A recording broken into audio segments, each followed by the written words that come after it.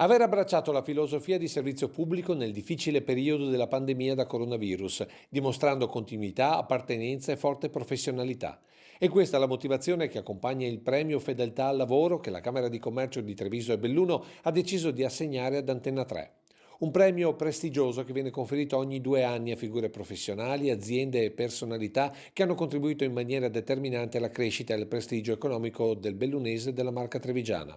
Un riconoscimento su proposta diretta del presidente Mario Pozza, che nei giorni scorsi ha comunicato il conferimento direttamente al nostro editore Filippo Iannakopoulos.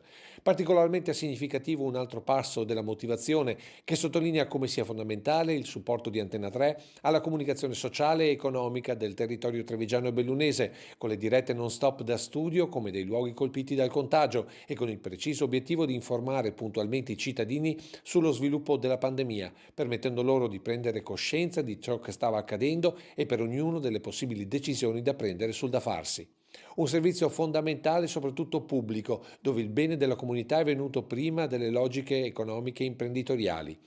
Il premio, conclude il presidente Pozza nella lettera inviata all'editore Filippo Iannakopoulos, sarà consegnato nel corso della cerimonia che verrà organizzata non appena terminerà il pericolo contagio.